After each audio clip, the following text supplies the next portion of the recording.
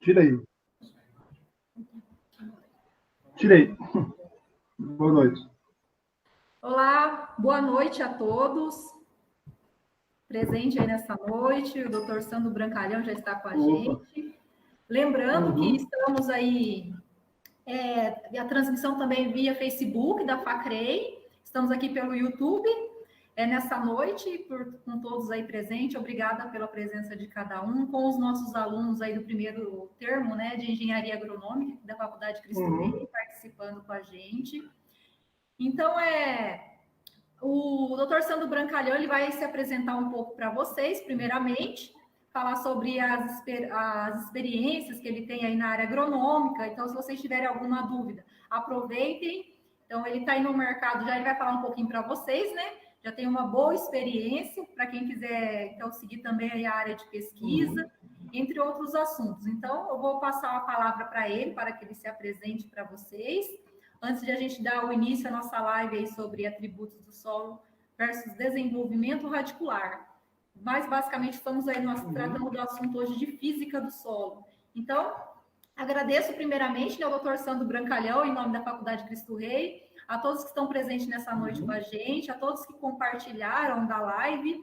E passo a palavra aí, então, para o doutor Sandro. Fique à vontade, Sandro. Perfeito. Muito obrigada. Tá bom, eu que agradeço. Não estão me vendo aí? A tela, deixa eu tentar colocar aqui.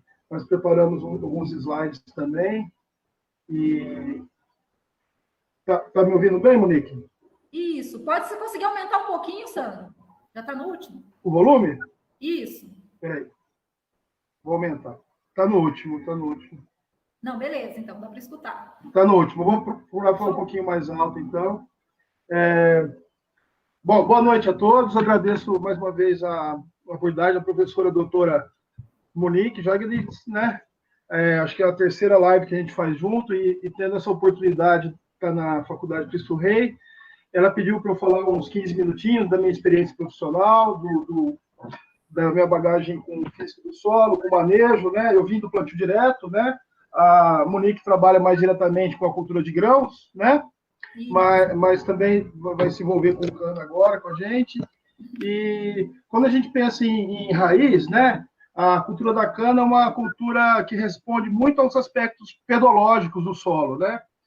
Em termos pedológicos, em termos de classificação do solo, o crescimento radicular está diretamente relacionado, né? Eu gostaria de introduzir dessa forma. Agora, primeiramente, falando por onde eu passei, né? Sou formado na Unesp Jabuticabal em 1999, fui para Botucatu em 2000, fiz mestrado e doutorado em orientadora dos solos, fiz o curso de agricultura, ingressei no IAC em 2005, né, no centro de solos, e em 2011 eu fui para a cana, para o centro de cana, né? Trabalho mais diretamente com nutrição agora, mas também sempre com um pezinho na física do solo, né? Nas técnicas de avaliação de raiz, estão diretamente relacionadas os atributos físicos com a dinâmica do sistema radicular, né? E estou em Ribeirão lotado desde 2011, a gente tem bastante atuação na região de Catanduva também, né? Trabalhando diretamente no Polo Regional Centro-Norte, na APTA, né? Que é um site do melhoramento de cana, né? A IAC 95.000 surgiu de lá, a 5094, com uma excelente variedade, é oriunda também de Pindorama. Então, tem uma série de fatores que faz com que a gente trabalhe engrenado no manejo, né? E agradeço a vocês. Basicamente, acho que é isso, e gostaria de me colocar à disposição de todos os alunos lá do Sindicana. A gente oferece estágio. Agora, nessa pandemia, está complicado, né? A gente oferece estágio curricular, extracurricular, né? Tanto no centro de Cana, como nos polos da APTA também, né? Nossa instituição é bem grande, tem diversas fazendas de pesquisa, e eu trabalho agora mais diretamente com o manejo do solo e manejo conservacionista para a cultura da cana, né? E fiquei trabalhando 12 anos com plantio direto de soja, com plantas de cobertura, e a minha experiência é essa, tipo, sul do estado de São Paulo, Paraná, né? Trabalhei também, fui em dias de campo em Assis, na nossa fazenda experimental lá, né? Hoje é APTA, antigamente era uma das melhores estações experimentais do IAC, né? Localizada em Assis, até comentei com a professora Monique que a fazenda experimental fica num solo arenoso, e toda a região em volta, Cândido Mota, é argiloso, né? É curioso isso, né? A fazenda experimental de Assis, né? Mas ali no Médio Paranapanema foi um lugar onde totalmente dinamizou, foram precursores do sistema plantio direto do estado de São Paulo, né? Acho que junto com a Coopermota e uma série de trabalhos do Dr. Aildson, né? Do Ricardo Cantac, e hoje também lá o Ricardo Cantac trabalha ativamente com as usinas da região aí de Assis. Qualquer coisa que vocês precisarem, a gente pode alinhar juntamente com ele, o diretor de lá, né, o Ricardo Cantac. E é uma região muito, muito diferenciada, né? A distribuição de chuva na região de vocês, de Assis, toda essa região, é bem diferente do norte do estado de São Paulo aqui, né? O norte do estado de São Paulo, a distribuição de chuva, o inverno seco é mais definido, né? Então, por isso, aí em Capão Bonito, dá para fazer 3 até 5 safras em 2 anos, né? Quando você consegue colocar 2 safras aqui no norte do estado de São Paulo, você já fica contente. Trabalhando bem com uma safrinha, já fica um pouco melhor. Tá boa a altura que eu estou falando, Monique? Então, isso que a gente está tentando dar um ajuste aqui, Sandro. Tá certo. Calma aí, mas é aqui mesmo? Mas está dando para ouvir? Calma aí, só um minuto, Sandro. Tranquilo. Rapidinho. Olha, eu estou ouvindo perfeitamente. Quem está reclamando, parece que o som no YouTube está saindo meio baixo. Calma aí, Fabrício. Olha o som do YouTube.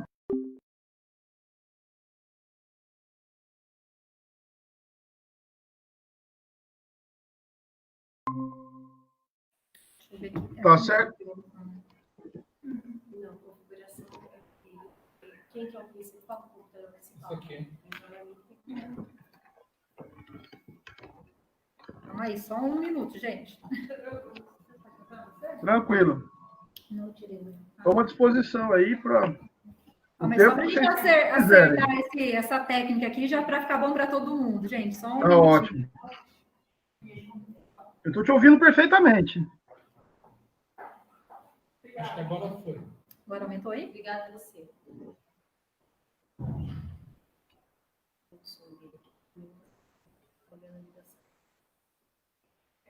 Não, aqui.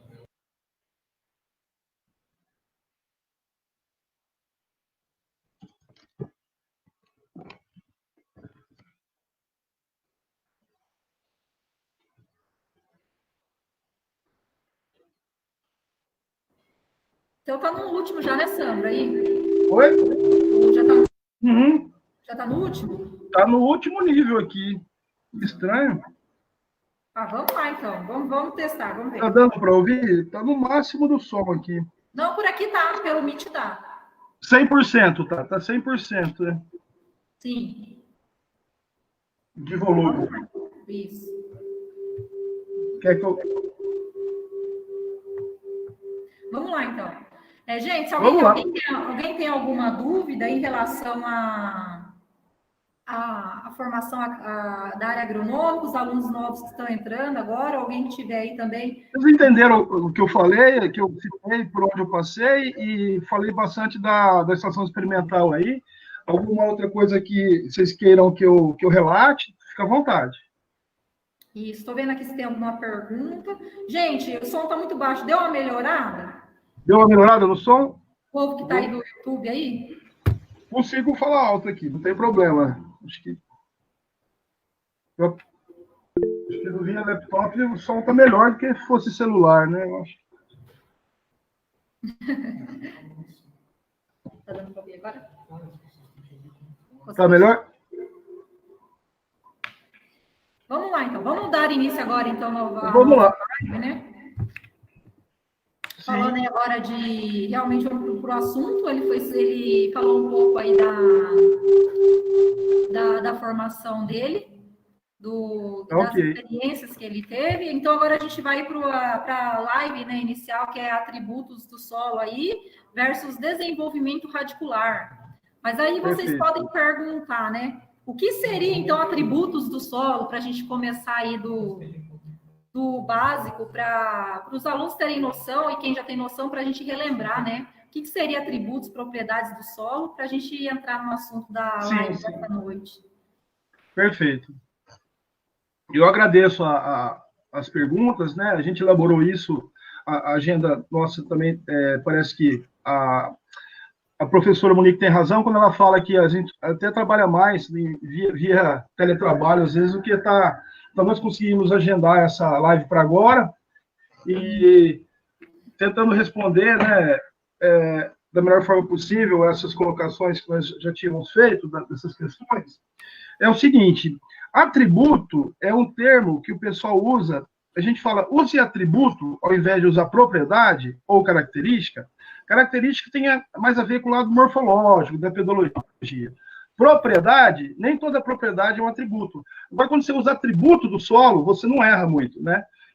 Porque o que são atributos físicos? Porosidade total do solo, macroporosidade, micro, densidade do solo, resistência à penetração, né? Que é um tema que está intimamente ligado com o estudo de raízes, né? Que na nossa apresentação eu coloquei a unidade que a gente avalia, penetrometria, né, ou penetrógrafos. Tem várias técnicas que nós podemos utilizar e por assim dizer, conseguir, quanto mais atributos do solo você avaliar, mais você tem condições de amarrar o seu manejo, de ver para onde a sua área está indo, onde a sua sucessão de culturas, sua rotação de culturas está caminhando, né?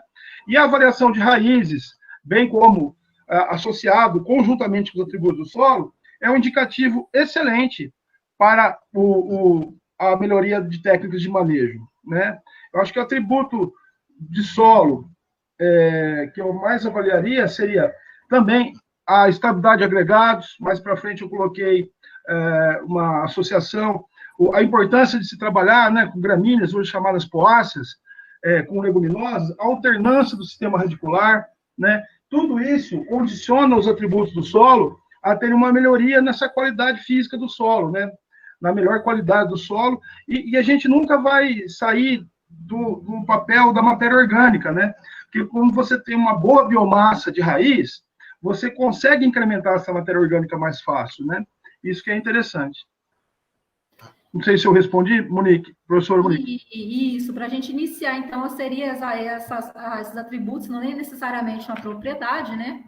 Sim, Então, mas para a gente entender as propriedades principais, para a gente iniciar o manejo, igual o Sandro começou falando aí, em relação à textura do solo arenoso, solo argiloso, que vai definir, né, principalmente o nosso sistema de manejo, né? Então, certamente. A parte, então, para a gente... poderia falar para a gente, um conjunto, né, de propriedades Sim. que vai influenciar no desenvolvimento radicular, mas qual o principal que você determina? Qual a principal propriedade que vai afetar? Quando você citou bem aí, quando a gente fala de textura, né, principalmente o pessoal que está nos primeiros anos da agronomia, pode ter muita gente que não fez solos ainda, e a gente tem que diferenciar na cabeça do aluno, do estudante, o que é textura e o que é estrutura do solo, né? A textura, né, as partes principais, argila, silt e areia, né? Sendo que a argila e o silt servem até como agentes cimentantes da estrutura do solo. Então, a textura é importantíssima no caso tanto da cana como da soja. Um solo com maior teor de argila, muito provavelmente, ele vai ter maior quantidade de microporos e vai absorver mais água, vai conseguir reter mais água, né, nesse complexo coloidal do solo, né? Ele vai conseguir absorver mais fósforo quando você tem mais argila. Então, tudo isso é condicionado via uma propriedade que seria a textura, né? E a estrutura do solo já não. A estrutura do solo é medida através da estabilidade de agregados, né? Os agentes cimentantes, quais são? Argila, silt, matéria orgânica e o sesquióxido de ferro e alumínio, para os solos mais argilosos, né? Então, por isso que quando você trabalha com um solo mais arenoso e você adiciona matéria orgânica, normalmente você tem uma resposta mais rápida desse solo. E um solo argiloso, normalmente o conteúdo de matéria orgânica dele já é maior. Então, isso é bastante importante frisar, né, Monique? Isso. Positivo, para a gente frisar a importância do tipo de solo e também a gente, em relação ao solo em textura arenosa ou argilosa, assim, conhecer também o tipo de solo, né, Sandro? Que nem se o solo é latossolo, se é argissolo, para que a gente possa conseguir determinar, para começar a fazer o manejo, para começar a pensar em relação ao desenvolvimento radicular. Perfeitamente. Né? Vocês estão me vendo bem aqui, que eu só estou vendo você, mas é só a sua foto. É assim mesmo, né? Não, é assim mesmo. É que eu então, coloquei você na câmera principal, tá. Palestrante. Perfeito. Tá, tem 14, 15 pessoas comigo, é isso? Isso, esses são os alunos aqui, parte dos alunos. Tá, ok, perfeitamente. Pode direcionar aí, Monique, se é moderadora aí, você que manda aí. Tá.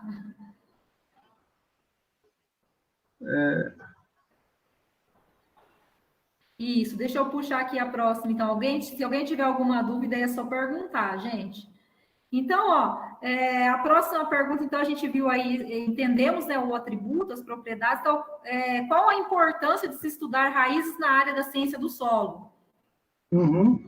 Né? Sim, eu tentei colocar na apresentação alguma coisa, mas eu vou falar depois. Você quer que eu compartilhe? Verdade, você quer que eu mas acho que daqui uns 10 minutinhos você compartilha. Deixa eu tentar introduzir melhor dessa forma essa questão, que acho que fica bom. Tá.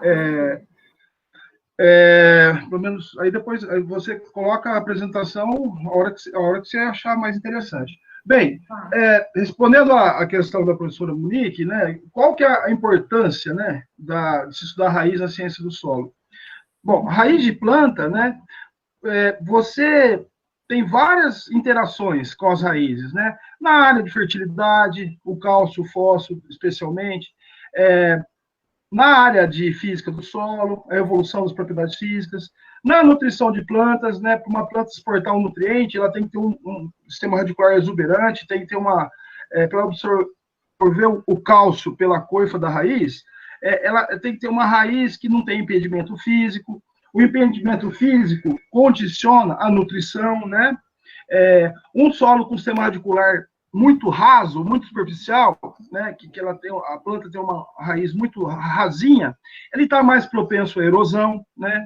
Então, tem uma série de fatores intrínsecos aí ao manejo e à qualidade química e física do solo. Eu acho que, não sei se eu respondi, mas essa interação entre fitotecnia e a ciência do solo é importantíssimo, porque muitas vezes o pesquisador, né, autocrítica aqui também, de uma forma geral, a gente avalia muito parte aérea e subestima que o carbono adicionado no solo via raiz também é muito importante, né?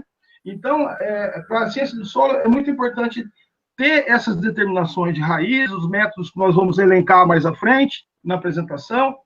É importantíssimo a gente valorar, né, essa evolução do sistema radicular, por isso que a gente chama de dinâmica, né? Porque se você alterna uma gramínea, um milho safrinha, por exemplo, aí você entra com uma leguminosa que vai bem no inverno, depois já entra com uma soja, com feijão de novo, volta no milho, essa alternância do sistema radicular, de acordo com as curvas de secamento e molhamento do solo, né? Tem um trabalho de Maringá, do professor Tormena, que ele elucida bem isso. Eu lembro que eu usei na minha revisão do doutorado isso.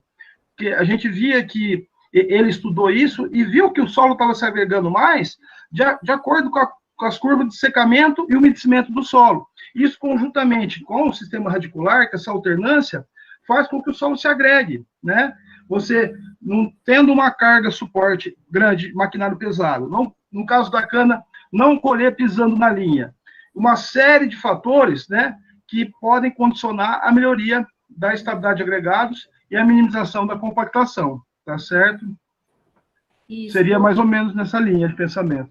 Isso, positivo. Então, acho que pode afastar um pouco, Sandro. Eu passei o link do Meet aqui, porque o povo estava reclamando um pouco. Ah, tá. Daí agora fica mais confortável. Ficou melhor? Ah, tá. Isso, eu tô falando muito próximo, né?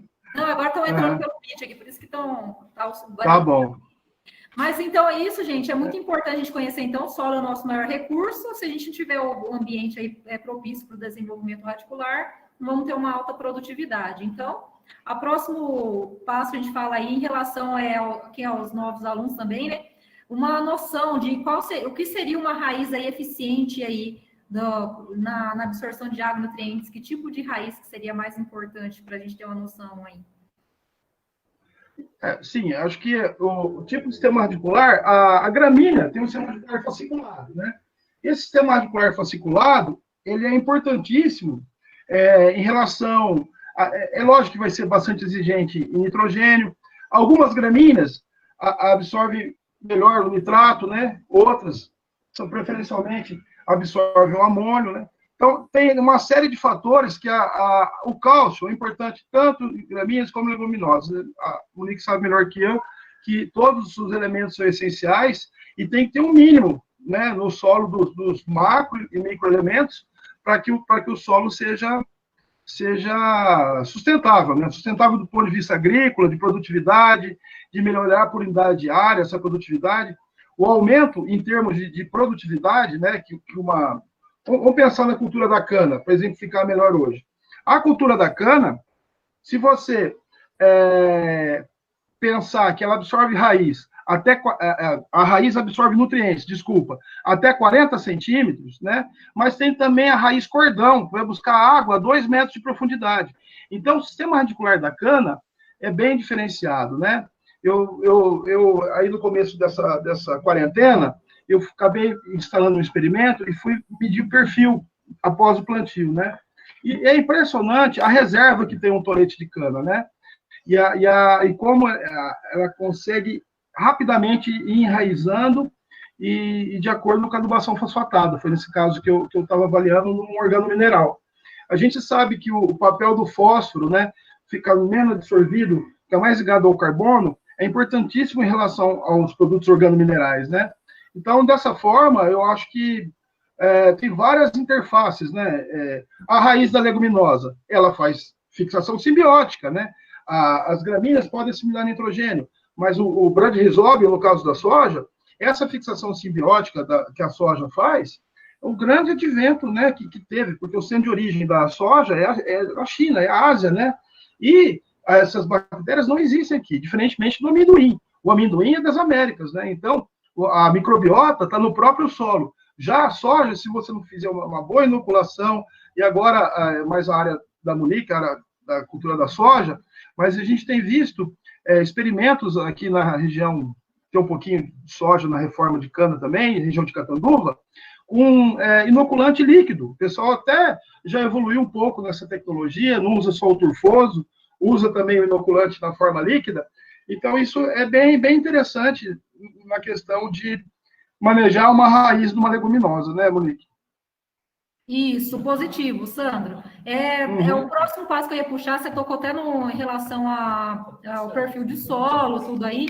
Eu falo em relação também à profundidade efetiva radicular, que a gente tinha colocado aqui na pauta também. Isso, exatamente. Entra isso aí eu acho que seria interessante você passar os slides agora, então, se puder. Porque tem uma ilustração mostrando que de água disponível, mesmo ponto de morte permanente, fica bem interessante para eles, se você quiser colocar nessa de água disponível, se for possível. Senão a gente vai mais para frente.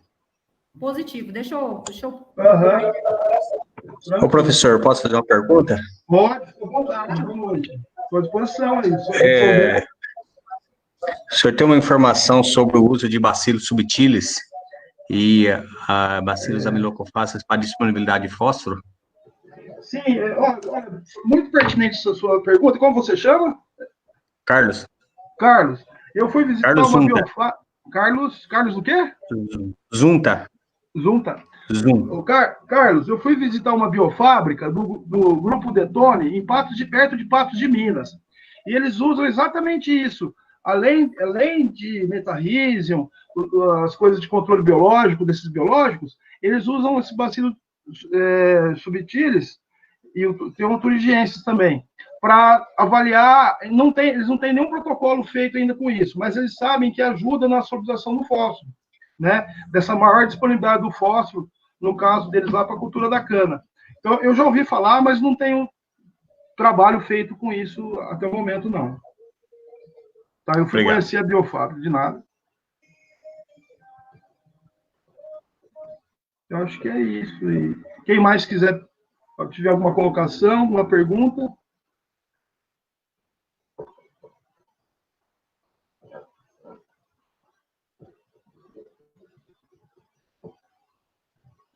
Estou à disposição e acho que agora ficou melhor para falar, né?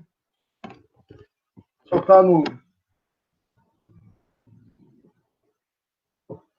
Google Meet.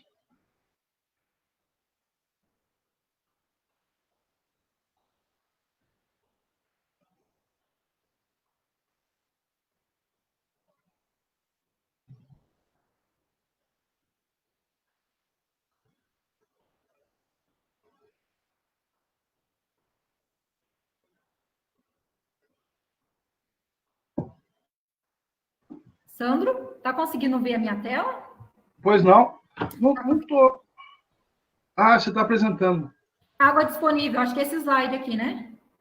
Mas não estou vendo a tela, não. Você não tá vendo? Não. Deixa eu compartilhar de novo, então. Como que eu entro? Vou apresentar agora, tela inteira. Eu estou vendo sua foto e agora está apresentando, está iniciando. Isso. Ué, mas... Calma aí. Tranquilo. Água disponível, esse slide aqui? Deixa eu... Isso. Ah, pode voltar desde o primeiro? A gente vai passando. Então, a gente vai conversando daí, então. Já...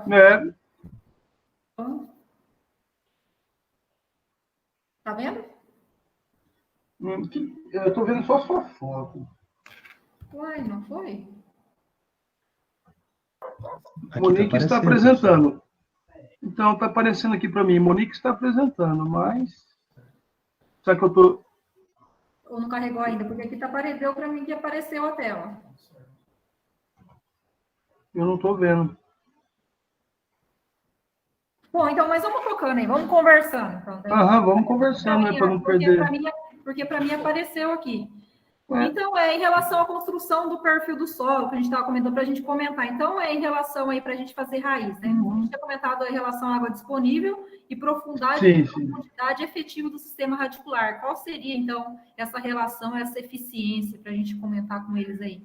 Porque pode falar. Fazer raízes eficientes também, né? Não adianta nada colocar e ter, faltar fósforo, a gente sabe que na deficiência de fósforo as raízes vão ser mais grossas.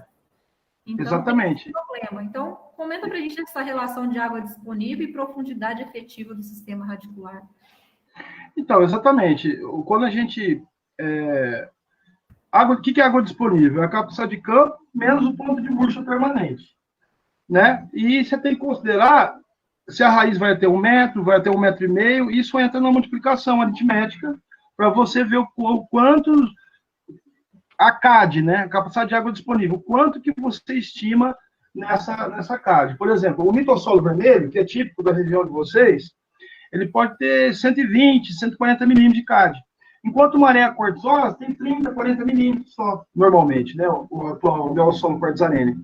Então, até nisso, o tipo de solo, o ambiente de produção que está inserido, é importante em relação à CAD.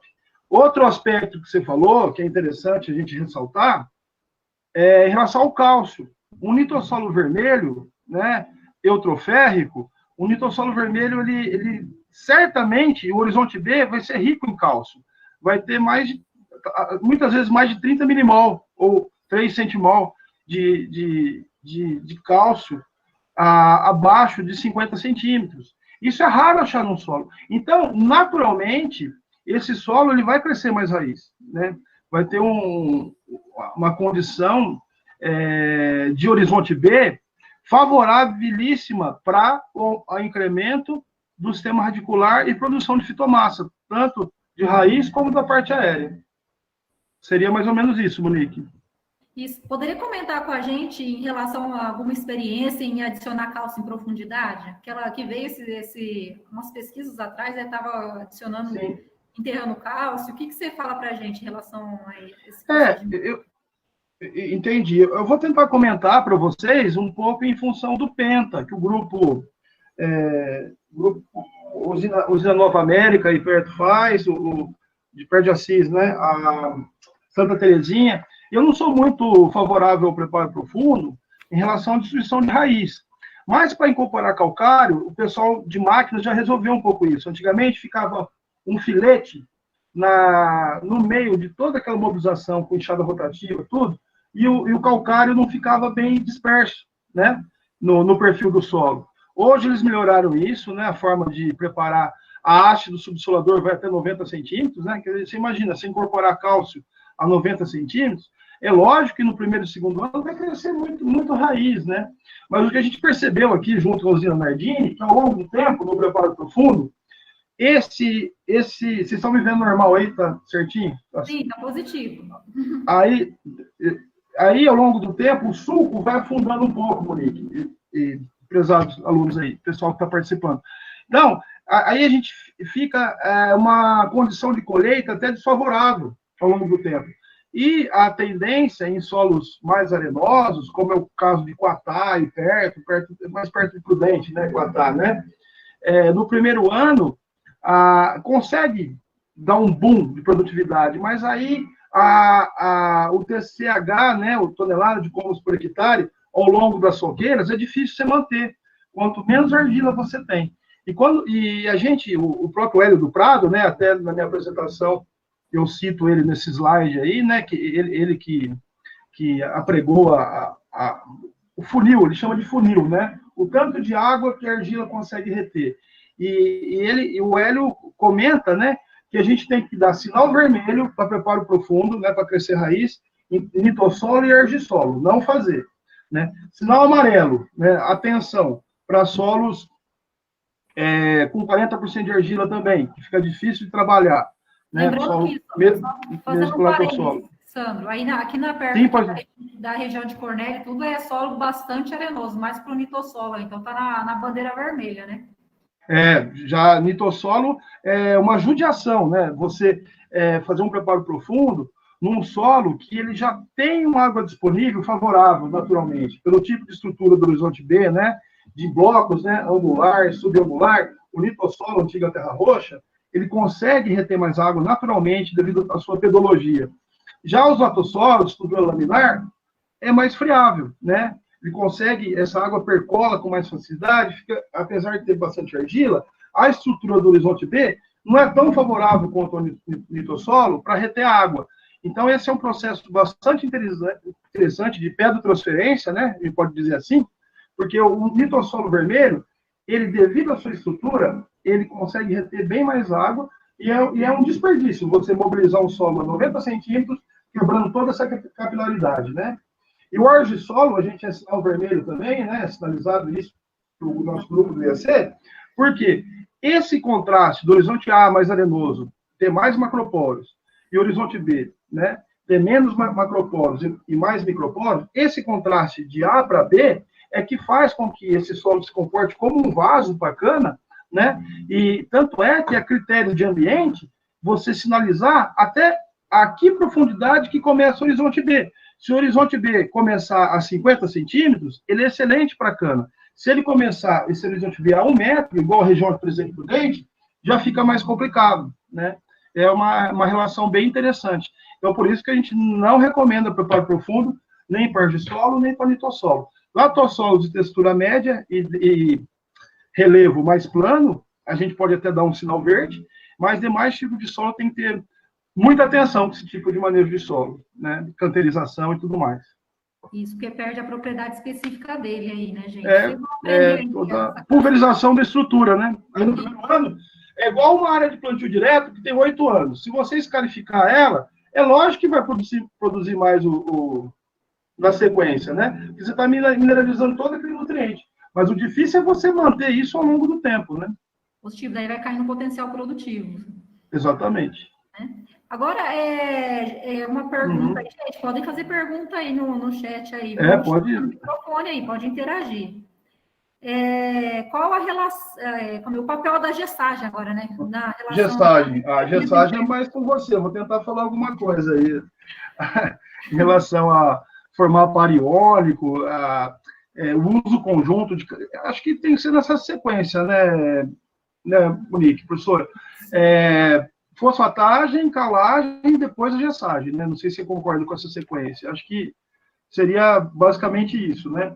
Agora, eu já vi em usina o pessoal querer misturar na betoneira, pá com pá, calcário junto com gesso.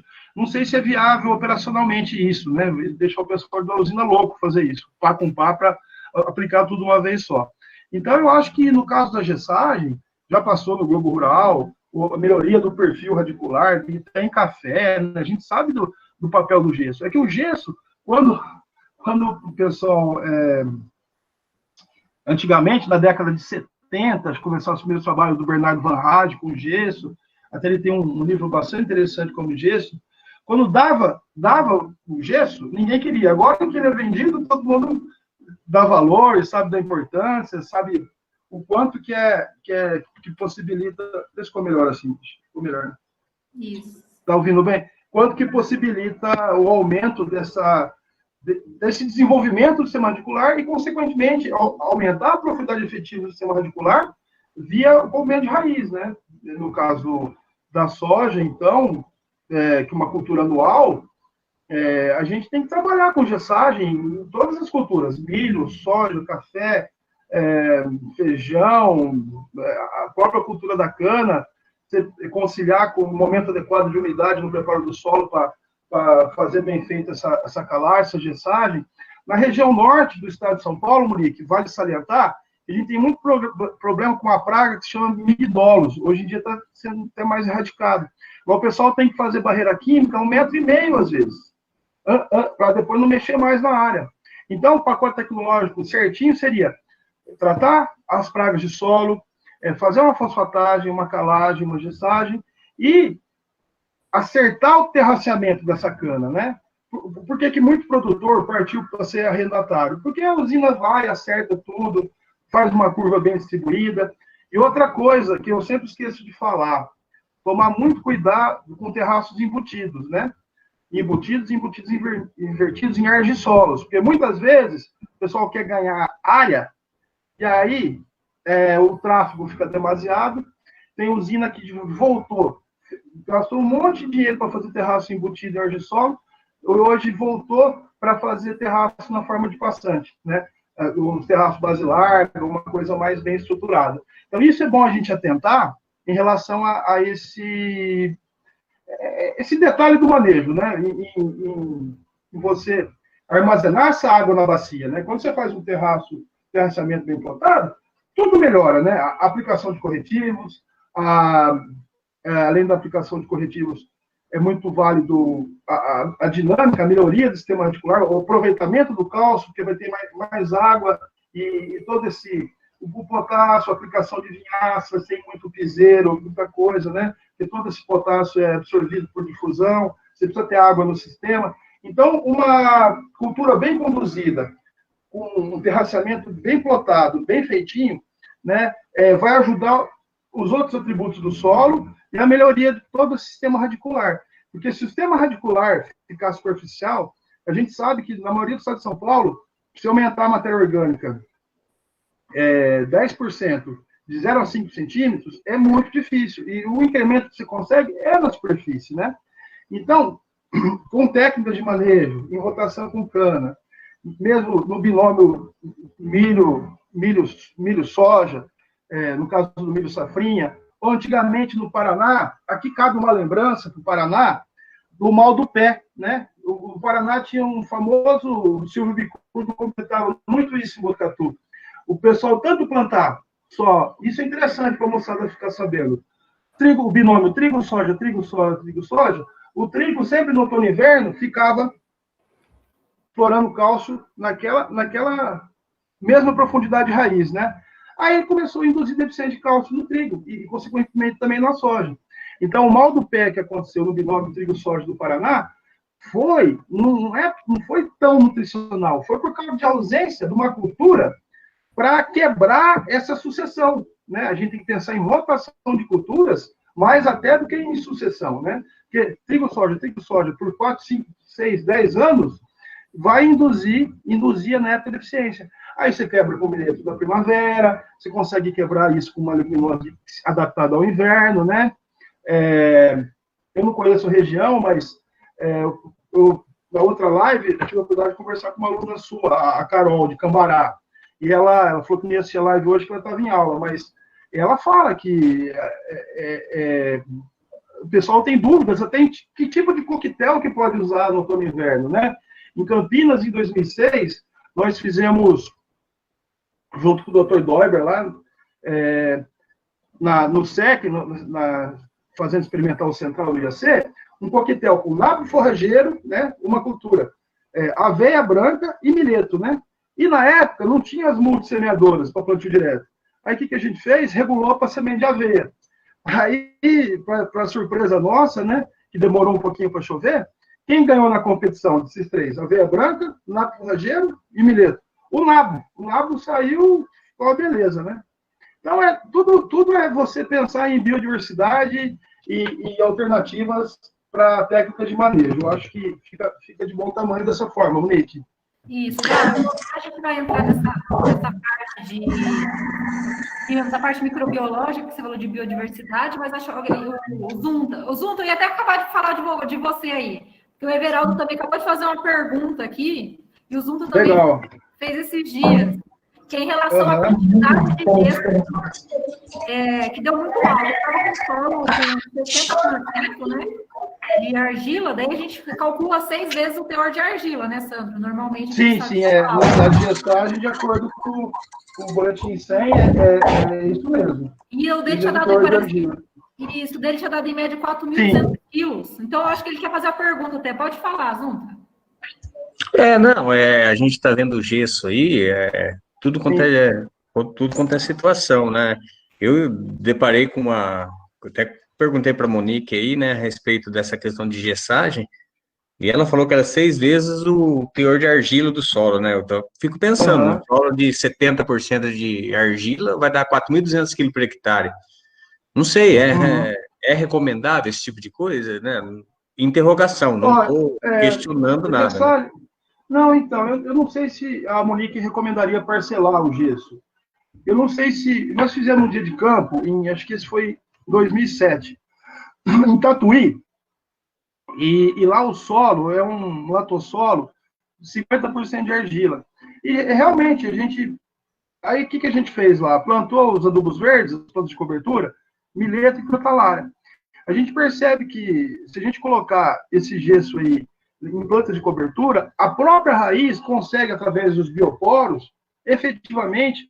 Então, eu acho que segue a recomendação do IAC, do boletim 100, né, para o teor de argila, mas a eficiência conjunta com planta de cobertura faz com que saia um pouco do convencional, sabe? Ele consegue, a própria raiz, levar esse sulfato lá para baixo, o formato pariônico, e através dos bioporos, uma raiz de milheto pode chegar a 2 metros. Na África tem dado de literatura que a raiz do milheto chega a 5 metros, mas é um latossolo atípico, né?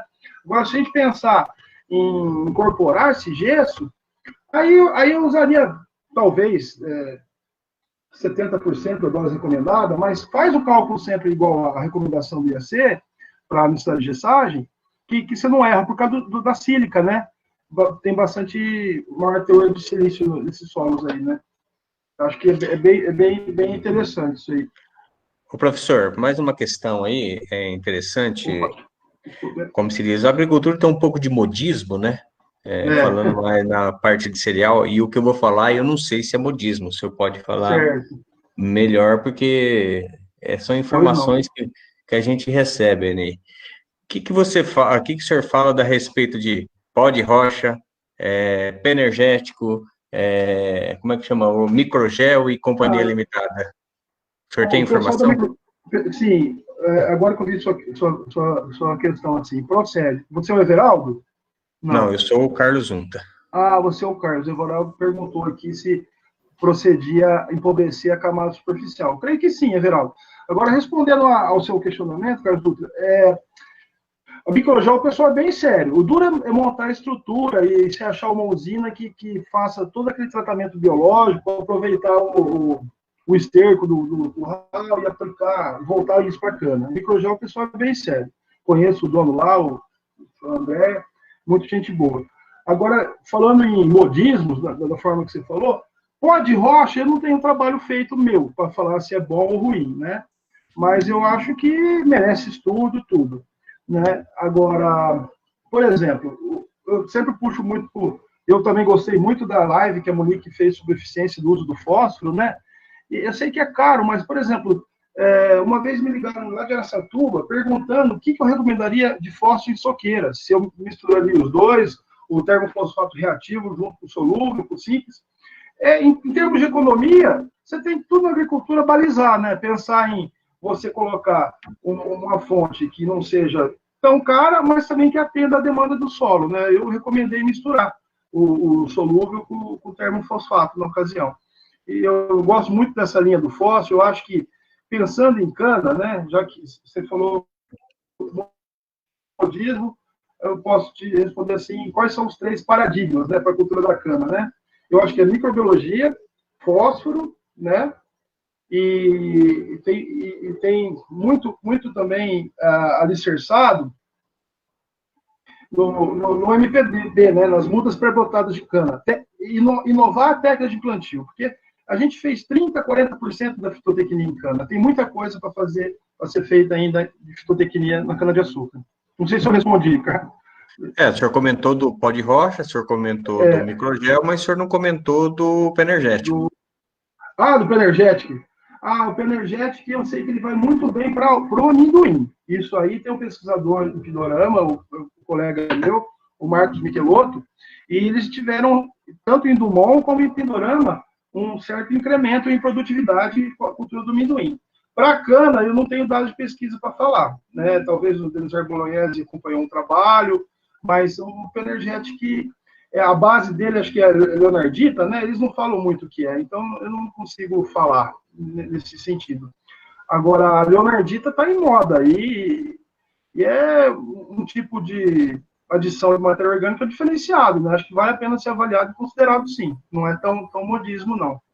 Mas só fazendo parênteses, Sandro, você não lembra como foi posicionado esse Penergético? A Leonardita aí, eles têm sim, o posicionamento, Monique.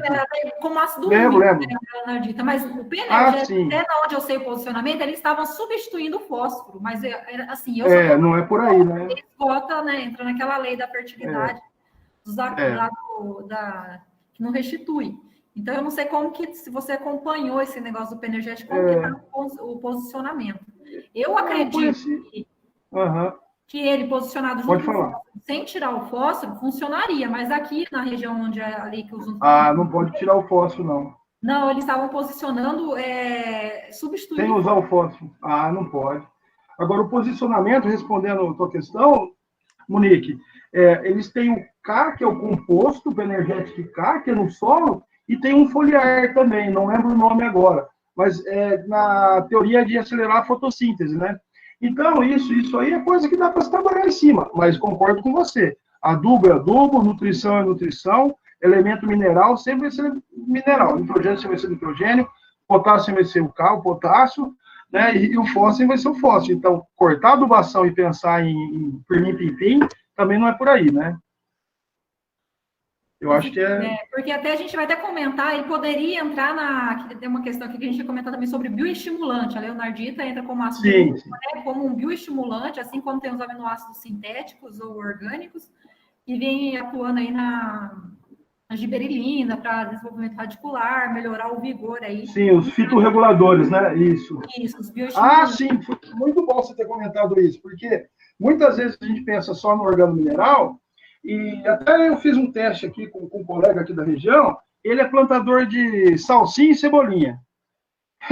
Ele usou um organomineral que eu tinha guardado, e a gente sabe que muitas vezes tem esses fitorreguladores. Então, vale a pena a gente ressaltar em relação à auxina, citocinina, né, que é o hormônio do enraizamento, a giberelina, como você elencou aí, a citocinina, o balanço, né, a relação que esse pessoal põe nos produtos entre a auxina e a citocinina é muito importante, além dos nutrientes, além do organomineral, além da carga de matéria orgânica, é bastante interessante esse aspecto que você comentou.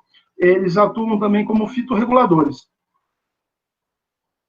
Isso, a gente sabe que é muito importante hoje, né, até em questão de plantabilidade, melhor estande de planta, então a gente tem que ter quando a gente tem um melhor desenvolvimento já inicial, tanto também a aplicação desses bioestimulantes na cana também é importante, não sei se você está com alguma linha de pesquisa nesse segmento, porque ali é o start, né, raiz, saiu as raízes principais, a planta já consegue se suportar melhor em qualquer condição de estresse que ela possa encontrar pela frente. E já não tendo um impedimento físico, né? Por isso que a física, muitas vezes, condiciona até a absorção de fósforo, né? Se você tem um valor de densidade, não certinho o valor agora, mas eu creio que de 1,7, se cair essa densidade para 1,3, você absorve quase 40% a mais de fósforo pela planta, né? Eu acho que é bem por aí. Ô, professor, mas esses teores de giberelina, auxina e citocinina aí tem que ter um balanço hormonal aí em cima, né? Senão pode, como que se diz, o tiro sair pela culatra, né? Então, e esses produtos aí, eu não sei, não passa por um registro no Ministério da Agricultura aí, passa. Entendeu? Porque você encontra muitos produtos aí registrados como adubo foliar, né? Mas não como bioestimulante. Aí a questão do registro, tem muita usina que pensa dessa forma. Se o produto não tiver registrado, eles nem montam experimento. Então, isso aí, no centro de cana, na área de entomologia, com a doutora Leila, na área de herbicida, com a doutora Zânia, eles são credenciados no Ministério e fazem isso há muito tempo, essa validação do registro, né? Mas, muitas vezes, as empresas de fertilizantes, elas têm os próprios pesquisadores que fazem essa validação para mandar o registro para o Ministério. Então, se eu te falar que eu já fiz o balanço entre a auxina e a citocinina para saber o quanto tem, eu nunca fiz. Eu sempre trabalhei só com organomineral, não com bioestimulantes. Essa é a minha experiência. Tá? Frisar bem isso. Agora, é uma linha muito interessante. E o que a Monique falou, o posicionamento desses produtos, né? Isso. Certo, Monique? Acho positivo, é o mais importante. Mas a gente sabe a importância já deles. A maioria, em questão de registro também, né? Todos vêm nutrientes junto. A maioria, se a gente pegar a bula aí... A maioria tem que ter, né? Tinha uma obrigatoriedade em termos de carbono, né? Não sei se era 30%. Tem muitos que falam que a CTC é elevadíssima. Isso acho que a gente precisava avaliar também, sabe? O quanto que aumentou na CTC com a aplicação desses organominerais. É bastante interessante isso. Sim, positivo. Essa verificação. Só tá dando para me ver? Não, tá tranquilo, tá certinho. Até o fim da live eu acerto a tela aqui. Não, tá bom. Só abaixa um pouquinho. Abaixa. Isso aí. Melhorou? O Everaldo, só para complementar aí, fala em relação ao gesso, né, que em uma dose um pouco alta pode arrastar nutrientes. Depende, o que você acha? A gente tem que tomar muito cuidado com o tipo de solo que a gente vai estar trabalhando, principalmente. As doses mais homeopáticas, né, frequentes, se vai parcelar ou não, solo mais arenoso, médio. A tendência é parcelar. E também a gente tem que tomar cuidado porque entrar com gesso, não adianta querer entrar com gesso, dependendo como tiver os teores, se está acima ou abaixo do nível crítico. Então, tem que fazer uma análise do solo para ver como que está o nível crítico. Por exemplo, se está muito abaixo do nível crítico entrar com gesso, a gente tem que entrar com gesso e o calcário junto. Tem que tomar cuidado com a quantidade daí. E em cima do que você falou, solos mais arenosos, parcelar o potássio e o magnésio também, né? Em solo quartzarênico, teve um simpósio de solos arenosos, eu tive a oportunidade de dar palestra lá acho que foi em 2015, o professor Tiritã convidou a gente para ir lá, e o pessoal sempre pensou, né, em parcelar o potássio, areia quartzosa, atual neossolo quartzarênico. Mas o magnésio, também é importante fazer esse parcelamento de solo arenoso, né? Então, acho que, às vezes, você parcelar esse calcário, o gesso, se não é para parcelar o gesso, parcelar pelo menos o calcário em solos com menos de 25% de argila na superfície. Isso, tá porque certo? isso, até o magnésio ele é um elemento meio esquecido. A gente dá atenção para o potássio aí, só que se colocar muito potássio, vai afetar a absorção de magnésio. Vai dar problema daí na taxa no balanço dos nutrientes, né? Isso, então a gente tem que tomar muito cuidado. Mas o magnésio, então, era um elemento que vinha sido muito esquecido. Uhum. Mas, o professor, Monique, um minutinho só. O que queria que o senhor comentasse a respeito do novo posicionamento da Embrapa aí quanto àqueles teores de nutrientes aí, uma circular da Embrapa que saiu aí agora, acho que há uma semana, 15 dias, não sei se o senhor está sabendo, com novos posicionamentos de potássio e fósforo para a cultura da soja, não sei se o senhor tem informação. Bom, olha, Carlos, né? Carlos Junta. Carlos Junta, eu não trabalho diretamente com a soja, faz algum tempo, trabalho mais com cana, né? E eu sei que nós vamos, então para a cana, calibrar... Não, mas eu vou tentar responder. Eu não vi essa circular da Embrapa, não. Vou procurar me informar em relação a essa circular. Mas em relação a fósforo e potássio, eu acho que para a soja, a Monique pode me complementar. Eu queria falar esse aspecto da soja e depois voltar na cana. Bom, em relação à soja, ela cicla bastante potássio, né? Você botando um milheto ou uma aveia precedendo a soja, você já está ciclando esse potássio, né? E esse potássio trocável, e até o potássio não trocável que tem no subsolo, a soja tem essa propriedade, foi a tese do Salvador Foloni, hoje ele é pesquisador da Embrapa Soja, e ele avaliou até 60 centímetros o potássio trocável e não trocável em Botucatu.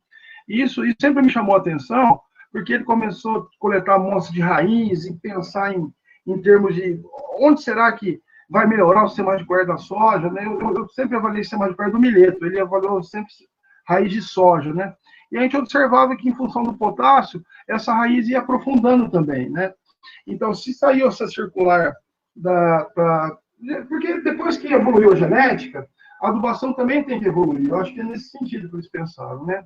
Agora, voltando para a cana, na próxima edição do Boletim 100, que a última edição é de 97, né, do Boletim 100 do IAC, eu te falo uma coisa, Carlos, a gente muitas vezes subestima o nitrogênio na cana-planta e subestima o fósforo na soqueira.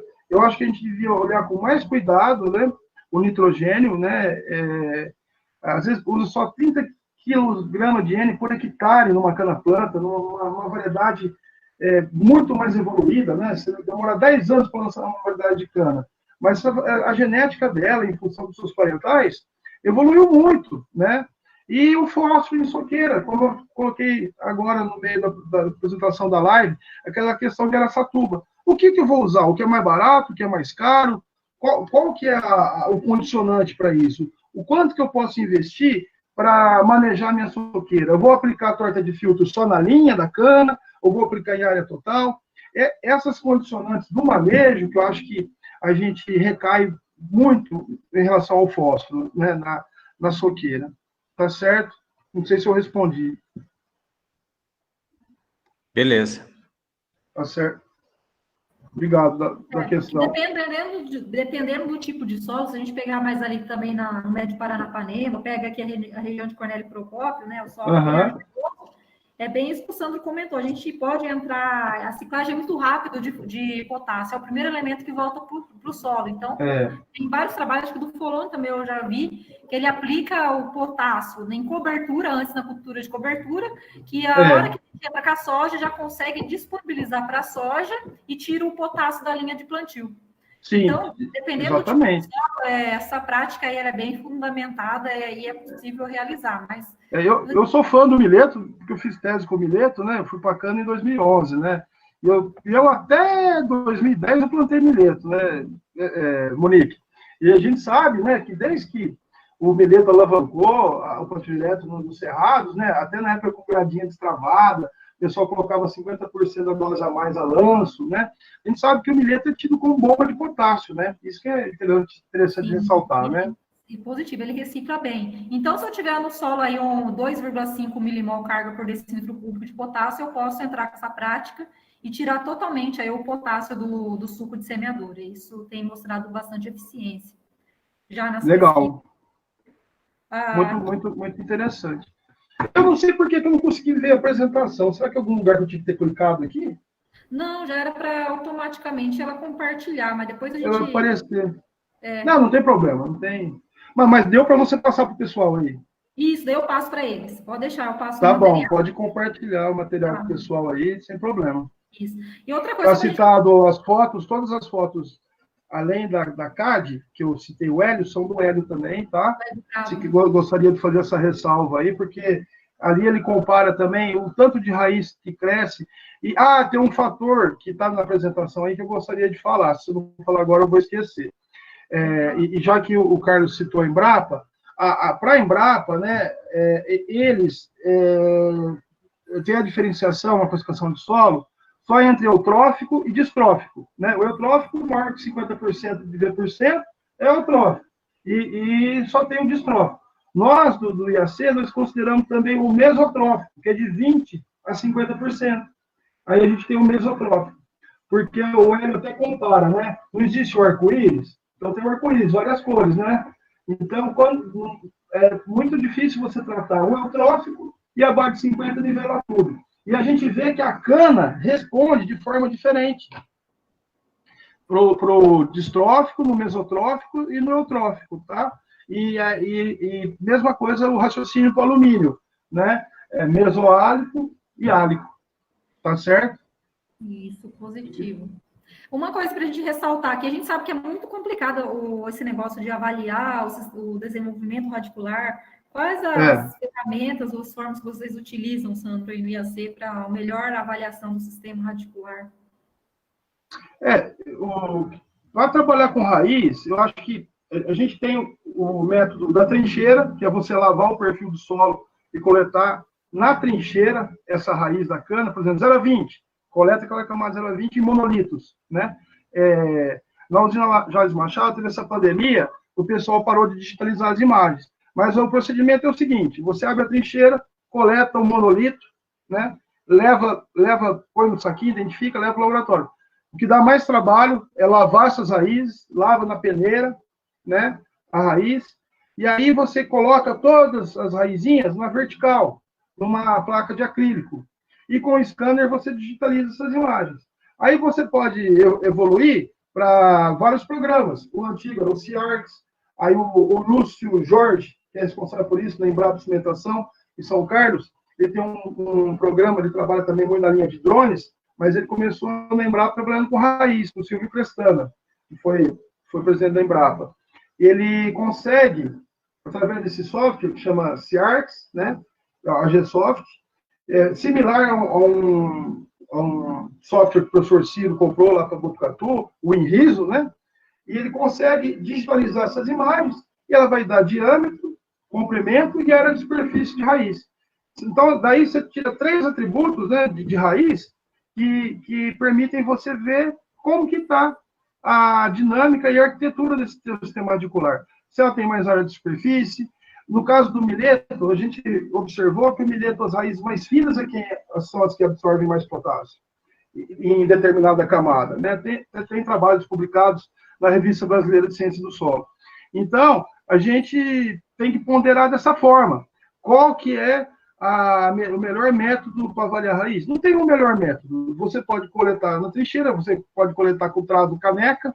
O importante é você saber aonde você está coletando. No caso da cana, vai coletar na linha ou vai coletar na entrelinha? Né? Aí tem um trabalho do Tadeu Cury, que foi publicado na Revista Brasileira de Ciências do Solo, com o Denizar Balagnese, com a Isabela, que ele viu como que a raiz da cana vai fechando para a entrelinha.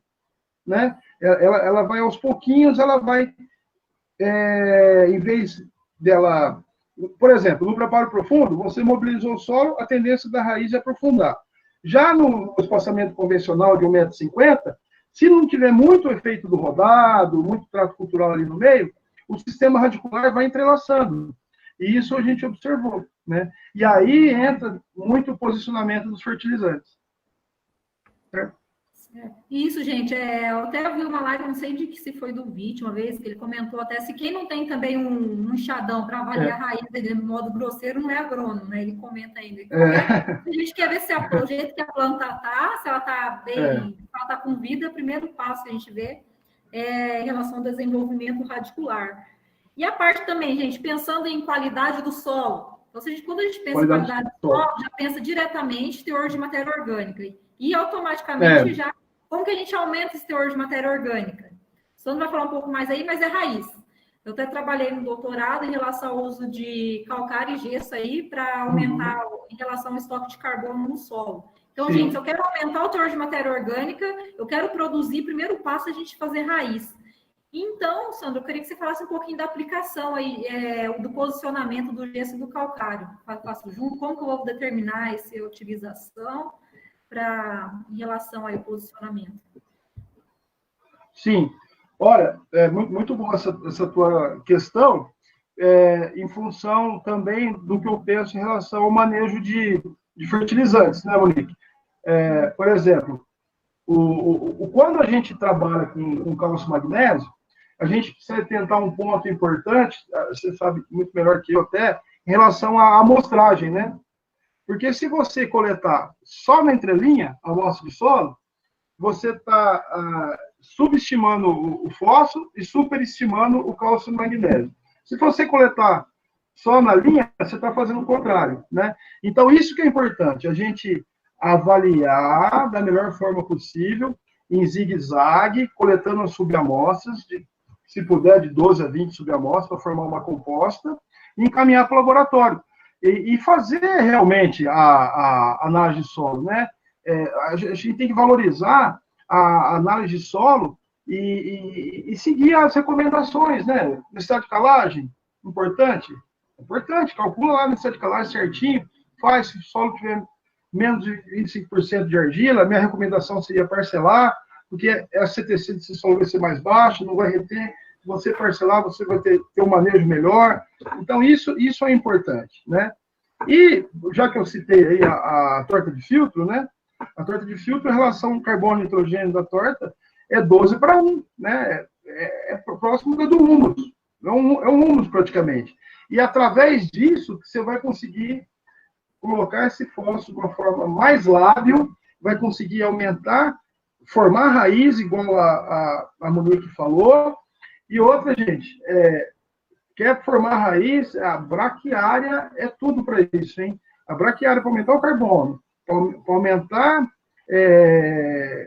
todo esse caminhamento de fertilizante no perfil do solo dentro do sistema de produção. É trabalhar diretamente com uma braquiária rusiziense, maior cobertura, uma brisanta consorciada, né? Até o IAC teve um experimento com decúmenes, com milho, né? Em cima da braquiária decúmenes. Foi um experimento aqui em Mirassol, né? Eu tive a oportunidade de acompanhar um pouco. Quer dizer, todo o capim bem manejado, né? Nesse apelo da integração lavoura-pecuária. A gente sabe que existe uma assimilação do nitrogênio. O nitrogênio, o ciclo do nitrogênio é belíssimo, né? A gente sabe que até descarga elétrica pode fixar nitrogênio, né? Então, tem uma série de fatores a serem considerados, Monique. Não sei se eu respondi. Isso, para a gente, então, ter uma noção. Se alguém tiver alguma pergunta, pode perguntar. Nós estamos quase finalizando aí, estamos mais de 1 hora aqui presente. Então, gente, uma síntese, se a gente começa lá, primeiro, só relembrando tudo que a gente comentou, né, Sandro? Começa lá primeiro o tipo de solo, os atributos para a gente conhecer. Segue a apresentação aí. Isso, para a gente ter o desenvolvimento radicular. Então, primeiro eu conheço o tipo de solo, arenoso, argiloso. Daí eu tenho que a plantabilidade, de bioestimulantes para os enraizadores, para melhorar o stand inicial e o vigor das plantas, seja em cana planta, via suco, ou seja, via tratamento de semente. Temos diferentes bioestimulantes. Né? Temos diferentes bioestimulantes. Monique, depois você manda essa gravação para mim, por favor? Opa, mando sim. Fechou. Tá bom. Fechou. Porque ficou bom, tem bastante conteúdo. Você foi abrindo bem, as questões dos alunos foram bastante interessantes. Né? O que a gente não souber, a gente corre atrás depois também. Pode ir perguntando aí. Positivo. Eles estão meio acanhados ainda, viu? Estão meio tímidos. Imagina. Mas quer dizer que não deu para jogar no YouTube? Só ficou aqui. Não, tá passando. Tá gravando. Tá no YouTube? Isso, depois vamos ver. Legal. Mas Tá bom. em relação aos bioestimulantes, a gente tem também que a gente comentou de ter os orgânicos, os sintéticos, tem os aminoácidos que agem diretamente aí na fisiologia da planta contra algum estresse que a planta possa ter. Os Depois fitoreguladores. Isso, os fitoreguladores, a gente comentou o cálcio, o fósforo principalmente, e muito problema que a gente tem em construção do perfil do solo também é a amostragem. Porque o fósforo, ele atua principalmente ali na camada fica de 0 a 10 centímetros. Então, conforme a gente coleta o solo de 0 a 20 centímetros, então dilui muito fósforo. Dilui bastante. Até um aluno mandou uma análise hoje que o solo estava muito bom, o solo argiloso aqui da região, e o pH dele estava 5,3. Falei, viu? Só que pode ser que ele aplicou esse calcário ali em superfície e ele tirou a amostra de 0 a 20, eu não vou conseguir o pH menor mesmo, é natural. Quanto de argila tem esse solo, Monique? Tem uns 60, viu? 60%. Nitossolo? Provavelmente. Nitossolo. Relevo plano? Isso, plano. Daí ele... Pode ser que ache argissolo em relevo plano, mas muito provavelmente é o nitossolo. Tem umas manchas aqui na região. Daí eu falei para ele, pode ser a profundidade. Por isso que ele está com o solo muito bom e o pH mais baixo. Então tem esse problema. A gente tem que se atentar aí em relação à profundidade, à amostragem, correção do perfil do solo, para conseguir analisar esse solo como que ele está. Então, assim, daí chega o próximo passo. Você poderia falar para a gente finalizar aqui quase já os teores, né? Que a gente tinha colocado aqui, os teores aí de cálcio, e para influenciar o que seria um teor bom aí em relação ao sistema de produção de cálcio, para que tenha um bom desenvolvimento radicular. Porque se a gente comentar, né? Eu acho que o importante também é a relação entre o cálcio e o magnésio, não sei se você concorda, está em torno de 3:1, né? Tem que estar bem equilibrado isso, o cálcio e o magnésio em torno de 3:1. Acho que 30 milimol, né? Se tiver 40, 50 milimol até melhor, mas 30 milimol pelo menos, para a cana, porque a gente sabe que para os componentes tecnológicos da cana, para Brix, ATR, POL, porcentagem de sacarose, a cana responde muito quando você maneja bem o cálcio e o magnésio. Isso eu aprendi com o André Witt, né? O André é pesquisador de Piracicaba, a gente viajou muito com ele do Prado, e ele sempre comentava para mim, Sandro, relação ao cálcio e magnésio, nós fomos na usina Goiás, a usina em São Simão, e lá ele pegava todas as análises de rotina e via, comparava. Se essa relação cálcio-magnésio tivesse em torno de 3:1, você via que a cana se comportava bem, né? Comportava da melhor forma possível. E em relação ao que você já falou, não pode ter o desbalanço do potássio em relação ao magnésio também. E em cálcio eu adotaria 30 milimol. Eu acho que, não sei se você concorda com esse valor, não sei se no caso da soja ser uma cultura anual, que esse novo pacote tecnológico, igual o Carlos falou, o pessoal acrescenta um pouco mais, mas a cana é bem rústica, só que ela tem que estar alocada de acordo com o ambiente de produção. Variedades mais responsivas, solos mais favoráveis. Variedades mais rústicas, solos mais desfavoráveis. E aí a análise de solo e a adubação vai ter que acompanhar, né? Isso, depende muito do sistema de produção, né? Se a gente sistema de produção, não tem jeito, não sai fora. Que nem quando a gente visa a soja leguminosa gosta muito de cálcio, então a gente tem que investir um pouco mais em cálcio, mas não esquecer o balanço ali, o magnésio e o potássio, juntamente. A gente não comentou, gente, né, o conteúdo mais básico, que não entramos muito, a gente entrou mais em raiz, mas não comentamos, né, no começo, em relação ao alumínio. Então, gente, o alumínio e o cálcio, eles não se combinam. Por isso, então, que a gente fala de trabalhar o calcário mais gesso, para os mais novos aí, né? O calcário e gesso em conjunto. Porque o gesso não neutraliza a acidez, mas ele quelatiza esse alumínio, né? Ele junta cariônico com o alumínio e o calcário que vai corrigir o pH. Então, o alumínio e o cálcio, eles não se combinam no solo, ou seja, o alumínio na forma de L3+. Então, depende muito da análise de solo, gente. Tem solo que a gente vai pegar já com o teor aí relativamente bom de cálcio e magnésio, e vai ter alumínio. Então, eu gostaria de propor, em cima do que você está falando, eu estou pensando aqui, né? Um experimento que eu sempre quis montar aqui perto, e implantar aqui Lourinho de Uva, aqui perto, o pessoal trabalha muito bem com soja, e trabalha tão bem com herbicida em soja, que depois a cana fica limpinha. E, puxando para a nossa área de fertilizantes, de manejo do solo de fertilidade, sabe o que eu pensei em fazer? Caprichar na adubação fosfatada na soja, para ver o residual na cana lá na frente. e fazer um preparo conservacionista. O que você acha dessa ideia? Ver o residual da adubação fosfatada da soja na cana lá na frente. Seria uma forma de pensar, inclusive no Triângulo Mineiro o pessoal faz isso. Não, seria uma forma de pensar, adicionar algum material orgânico em cima, porque o fósforo é danado. O fósforo a gente trabalhou com o Eli, né, que teve a Elial da live passada, e a gente, no meu mestrado também, estava com um teor altíssimo de fósforo, 60, 70 ppm, e a gente adicionava e ainda respondia no suco. Então, é complicado o tal do fósforo. Então, tem que testar mesmo para ver. E para aumentar a eficiência de uso de fósforo, sem dúvida, igual eu comentei até com você, que eu sou apaixonada dos ácidos úmicos, ácidos fúlvicos e matéria orgânica. Sim. Foi essa parte aí. Mas E o ácido úmico usado em conjunto com fósforo, acho que é tudo de bom, né? Tem um sinergismo aí entre ácido úmico e fósforo, viu? Isso, positivo, pela porção orgânica, né? Ele consegue quelatizar também o alumínio que poderia formar par com o fosfato. Então, tem bastante coisa para ver nessa parte. Perfeitamente, Monique. E o fúlvico o pessoal usa mais via foliar mesmo, né? Isso, mais via foliar. Positiva, mas via foliar, a absorção ela é melhor e o efeito diretamente na fisiologia. Mas eu acho que em questão é isso, gente. E para finalizar, que a gente comentou, foi em relação, né, no alumínio, a gente não pode ter alumínio numa análise de solo, tem que estar zerado.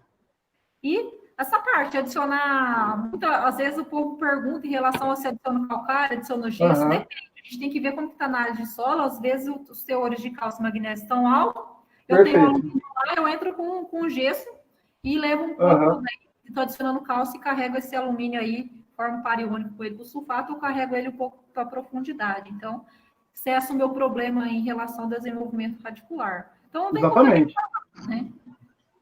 Não tem uma receita. Eu acho que o caminho é esse, é valorizar a física. Você tendo uma qualidade física boa, você consegue aproveitar a adubação que você fez, né? Eu acho que uma coisa tem que andar junto com a outra, né?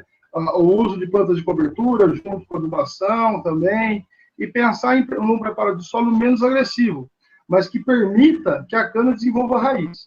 Acho que seria... Isso qualquer cultura, né? Porque se a gente tem um manejo correto, vai melhorar os atributos também, porosidade, estrutura, vai estar tudo em conjunto. Tem acho que a pergunta do Newton, ele está fazendo... Uma colocação, acho que ele fez, né? Eu concordo com ele. Ele está falando da ideia. E é verdade, o pessoal tem um produto à base de potássio, se eu não me engano, é Iorim, que eles têm o fósforo, mas tem um potássio nessa linha também, que deve ficar um excelente residual. Dizem que o fosfato, né, o termofosfato, pode ficar 50 anos no solo. Você ouviu falar alguma coisa similar, Monique? Em termos de... Não, depende do fosfato, depende de onde que é a rocha, né? Não sei se marca o fósforo 32, para ver isso. Acho que pode até comentar isso aí. Dependendo da rocha que é extraído o fósforo, ele fica anos, mas não tem efeito nenhum. Não tem efeito nenhum, né? Não, ele que você adiciona lá e a planta não vai utilizar. Então, depende de onde é a jazida, de onde que é extraído. Tem que tomar muito cuidado. Quando o fósforo é tal coisa. Não ficar extrapolando isso, né? Isso, você vai ler lá, tem tantos de fósforo, mas aí, esse fosfato é bom? Um aluno chegou para perguntar para mim, tem que ver de onde que ele é extraído, porque dependendo da rocha que ele for extraído, você esquece, ele não vai ficar 50 anos realmente lá e não vai ter efeito nenhum. Não vai ter efeito, né? Entendi. Ele até citou aqui o Newton. Obrigado pela sua colocação, Newton. Potássio sedimentar, sulfato natural reativo, siltítico, glauconítico e fosforítico. Beleza, obrigado pela informação.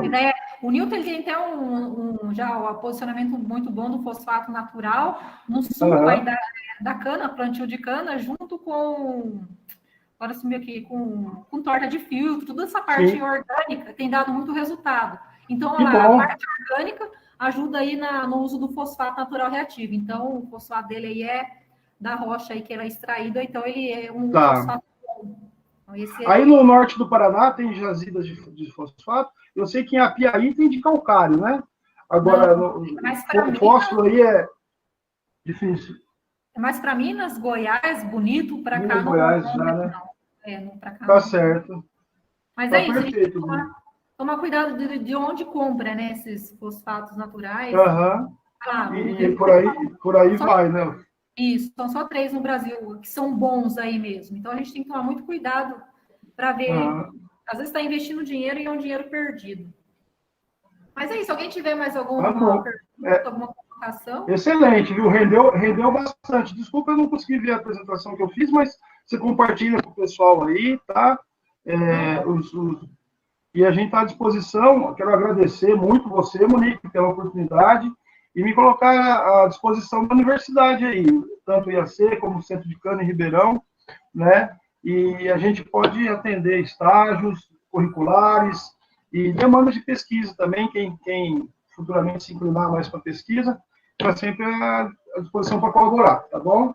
E eu que agradeço, Sandro, pela parceria, pela disponibilidade aqui em nome da Faculdade Cristo Rei, de todos aqui, a gente com certeza deixa aí, as portas estão abertas e fica nossos sinceros agradecimentos.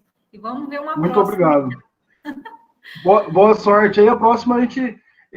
Espero, não sei se eu esgotei esse tema raiz, né? Tem muita coisa para falar de raiz, mas o básico, né? Para quem, de acordo com os slides que você vai passar para eles, acho que eles conseguem se situar e qualquer dúvida, vou deixar aqui meu e-mail, meu Gmail, que é melhor, né?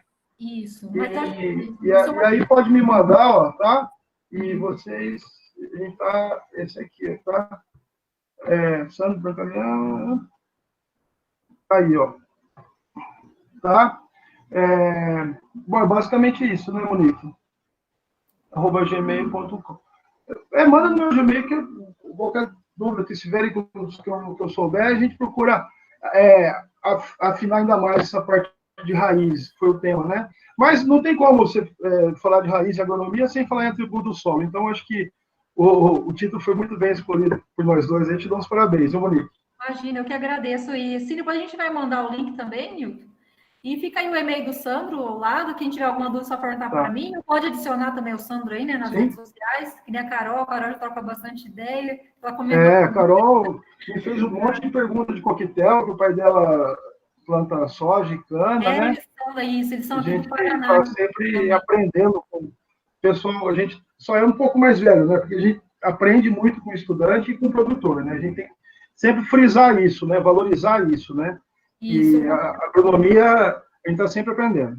Ninguém é dono da verdade. Exatamente, a gente tem que ser humilde para aprender todo dia, porque às vezes a gente não viu, o outro já viu, e assim a gente vai tocando o barco, né? E eu e o Monique, se Deus quiser, nós vamos publicar uma revisão boa de fósforo ali, né, Monique? Dar uma acertada aqui lá. Vamos sim. Gente, então fechamos por aqui. Uma boa noite a todos. Fiquem com Deus e até a próxima aí. Fica com Deus, boa noite. Eu agradeço a universidade e na tua pessoa aí, Monique. Um abraço, uma boa noite a todos aí. Eu que agradeço. Fiquem com Deus.